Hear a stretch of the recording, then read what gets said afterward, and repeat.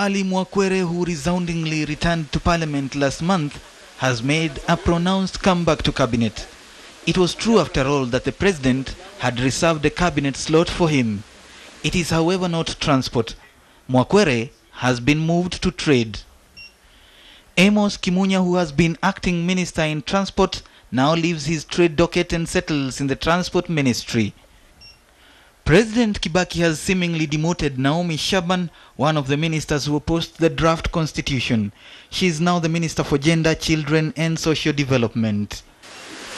The hand that has punished Shaban has seen it fit to reward Esther Murugi Mathenge, who now moves to the Ministry of Special Programs as head. Prime Minister Raila Odinga has also done the same with his side of cabinet. Kufuata maono ya watu wetu, kufuata hisia za watu wetu na kupinga nakala hii. Amason Jeffa Kingi, who initially opposed the draft constitution before getting converted into a supporter, has been demoted, taking the low-profile fisheries ministry.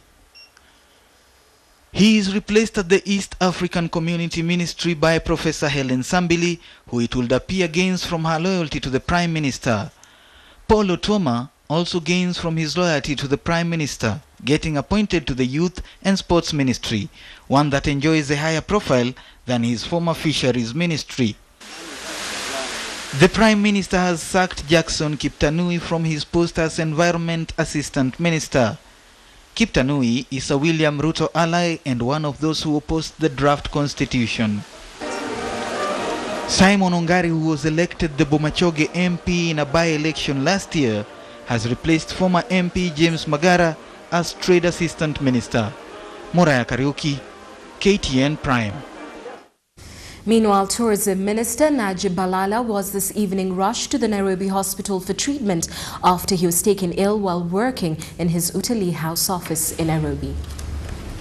A political battle for the inheritance of the Central Province vote bloc appears to have begun in earnest, with Deputy Prime Minister Uhuru Kenyatta and his allies firing the first salvo at perceived opponents. Sunday's gathering of a group of MPs allied to Uhuru in Maragua appeared to be aimed at sounding the warning bell to those opposed to Uhuru's stab at the mantle of leadership as of Central Province. With President Kibaki's retirement days fast approaching, politicians in Central Province are focused on the province and its diaspora constituencies in the Rift Valley, which combined account for more than 2.5 million registered voters. KTN's Moraya Kariuki examines the Central Province political battlefront and how it's shaping up. In President Mwai Kibaki's sunset years at State House, the Central Province hierarchy of political players is steadily realigning itself, and that realignment is causing friction.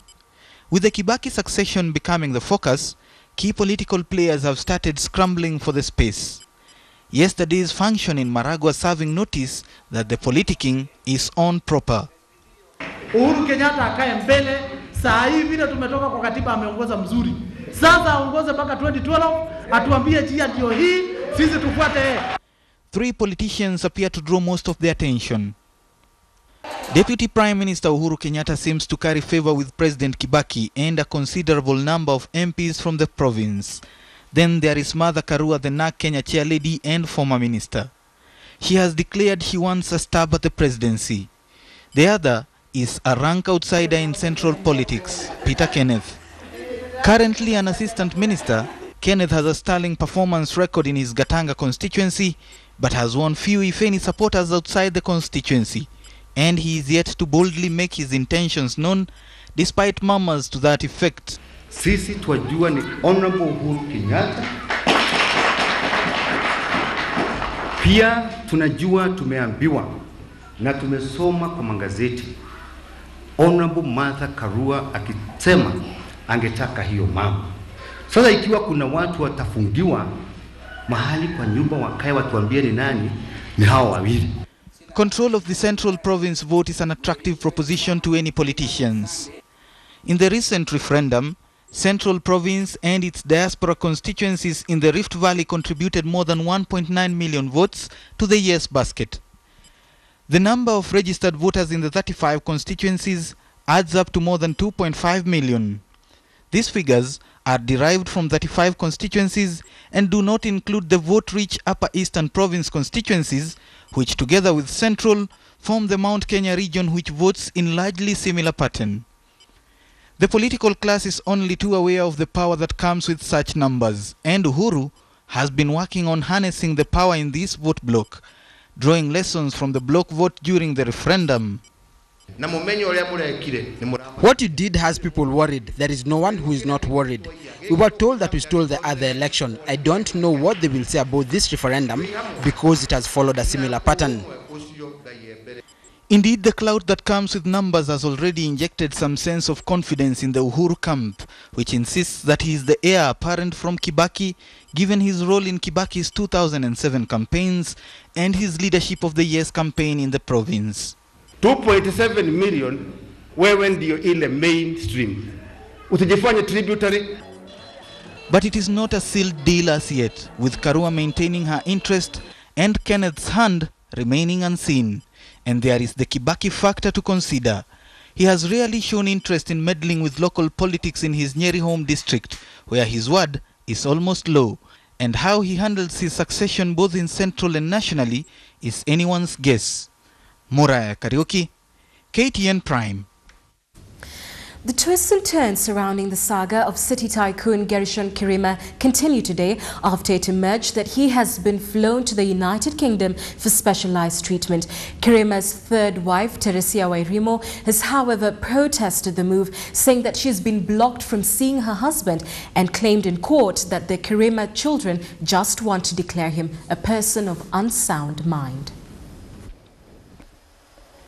Just a week after ailing business tycoon Gershon Kirima was admitted to the Nairobi hospital, a Nairobi court today heard that Kirima, who's suffering from diabetes, has now been moved to the UK for specialized treatment. Kirima's third wife, Teresia Wairimo, and her daughter frantically tried to travel on the same flight with Kirima's other children so that they could be with him in the UK hospital. In her affidavit filed in court, Teresia had claimed that Water Minister Charity Ngilu had visited the family at the Kitisuru home, where the minister asked her to move to an adjacent room to talk, only to find that she had been duped and her husband had been whisked away in a waiting ambulance and driven off to hospital. She claims he was booked in under the name John Juma.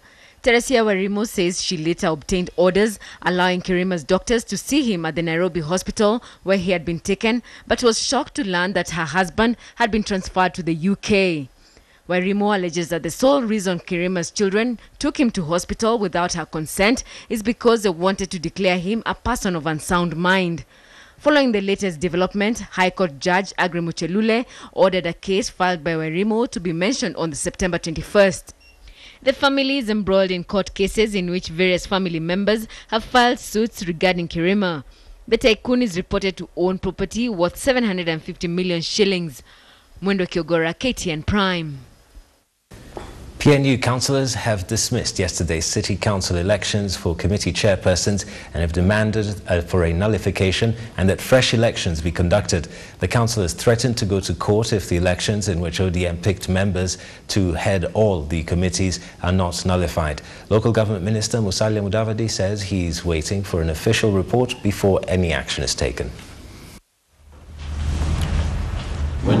PNU councillors remain disgruntled a day after an average 20-minute Nairobi council election saw all 21 of the departmental committee chair and deputy chair positions go to the ODM wing. A decision that Sunday witnessed such characteristic reactions as both sides engaged in a bitter brawl, and that is now seeing the PNU councillors push their demand for action on what they insist was a flawed electoral process. We call upon the minister to nullify these sham elections, which are a throwback to the dark days of single-party dictatorship. We call for a repeat of the elections in a peaceful manner. We are not really asking for power sharing as a favor. All we are asking for as a minimum is if elections for the chairman are to be conducted, can they be done from a free and fair process. The bitter reaction expressed by PNU officials after the council election done on the 15th of August deadline stipulated by the Local Government Act now being dismissed as illegal. The Local Government Minister Musalia Mudavadi, however, insisting that the situation will be addressed. We have also sent emissaries to the Prime Minister to direct the DPM to nullify the sham elections. I'm yet to receive the full report. I'll be heading there. The papers say that there was an election and some people were unhappy. But let me go and look at the full detail properly. PNU say they will move to court if no action is taken by the Local Government Minister, Evelyn Wambui, KTN Prime. Police Commissioner Matthew Itere and Anti-Terrorism Police Unit boss Nicholas Kamwende have been summoned to appear before the High Court to explain the detention of Mohammed Hamid Suleiman, who was arrested on Friday in connection with last month's twin bombings in Kampala. Suleiman's family fear that police may have already handed him over to Ugandan authorities and doubt he will be given a fair hearing and want him tried on Kenyan soil. More than 48 hours after his arrest, the whereabouts of Mohammed Hamid Suleiman remain unknown. Mohammed Suleiman was arrested on Friday from his house in South Sea under suspicion that he was involved in the Uganda bombings. His family has not had any contact with him since, and neither had he appeared in court. His wife Zuhura Suleiman wants some answers. We came here to ask the court to direct the police commissioner, the anti-terrorism police commandant and the attorney general to produce Mr. Hamid in court so that he can be dealt with in accordance with the law. High Court Judge Agri Mchelule issued summons against Police Commissioner Matthew Itere and the head of the Anti-Terrorism Police Unit Nicholas Kamwende, demanding to know why Mohammed Hamid Suleiman should not be released. The family, through their lawyer Mbugua Muredi, say they want Suleiman to be tried in Kenya. However, police officers have indicated that Mohammed has already been taken to Uganda to face charges in connection with the July bombings that killed 76 people. We are not pleading for their innocence. We are not saying they are not guilty, and we are not saying that they are innocent. All we are saying is that let them be treated in accordance with the Constitution of Kenya and the laws of Kenya. 7 Kenyans have so far been arrested in connection with the attacks, while 4 Ugandan suspects have confessed of involvement in the attacks. Catherine Omwando, KTN Prime. What's in a name? For some, nothing, but for others, it means a lot. Now, for residents of Burnt Forest, the area's strange name is a reminder of close to 20 years of election-related tribal clashes. Residents now want to change that name to Tarakwa or Mtarakwa, which means cedar tree, as a sign of peace between the two communities in the area. As the sun rises over Burnt Forest, a part of Wareng district whose name is synonymous with tribal clashes, men and women gather to talk about lasting peace for the first time in close to 2 decades. They've had a vote that was not followed by election-related clashes. With violence following every election year since the introduction of multipartyism in 1991, the name Burnt Forest has been in the limelight for all the wrong reasons. Some call it a violence hotspot, others the epicenter of the 2007 post-election violence, and many others still wonder why the name Burnt Forest. Tunaambiwa hii ni Burnt Forest. Hata mimi kama mwenzangu natafuta kuangalia hiyo msitu uliochomwa. No one knows the exact origin of the name, but according to some of the region's old men, this area was once a forest full of cedar trees. But a man by the name Masai set the forest on fire in the early 1930s, leaving it bare, hence the name Burnt Forest. A walk through the town reflects nothing of a burnt forest.